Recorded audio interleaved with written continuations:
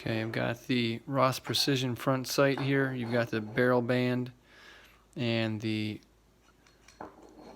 front sight globe with the stem on it, so the screws kind of tighten up and sandwich the stem against the barrel band there. So that's how you keep that those two married up and together and connected. So once you put on the front sight, it slides down until it contacts the elevation knob, which can be unscrewed or screwed in to change elevation. So you see here, you'll see here that there is one Allen screw all the way around this thumb wheel here.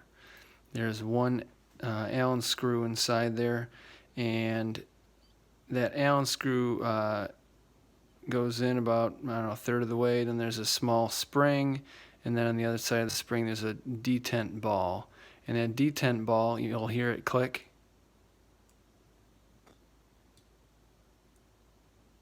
That detent ball fits into the recesses here. There's 1, 2, 3, 4 detents all together here. So 4 minutes per revolution on this wheel, on this elevation wheel. So you'll see they're kind of milled into the screw there. So this screw is like glued in or Loctited into the barrel band, and the wheel here is the only thing that moves. And then same thing with these. There's a couple different versions here. I've used both and they both work. This one, this piece just screws in and out. Okay, and so the screw comes in and out, and you're basically looking at that for version 1. Version 2 was where the screw was glued into the barrel band, and the thing that moves is the little nut that comes on and off. So both of those versions work. I've used them both. I would say that I have from time to time not torqued it enough with an Allen screw. So what I've done is I've put a bevel washer in there for each one, and that helps to make sure that I torque it down and it keeps the tension on there so they don't vibrate loose, and then have the front sight move. So this one's a 0.75 diameter. This one, you can see it's been bored out to the 0.878, and so the parts that you could kind of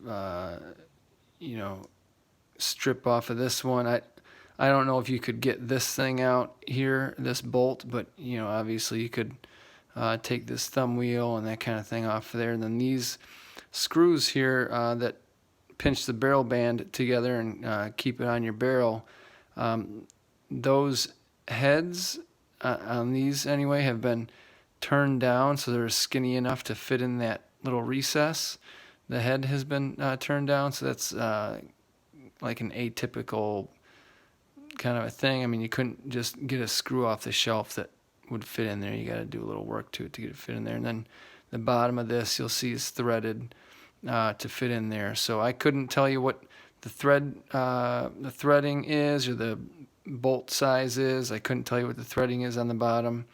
But a good machinist has the tools, or should have the tools in shop to fit those things and tell you what they are. So I hope that kind of gives you a feel for how this sight works and what the different options are for that.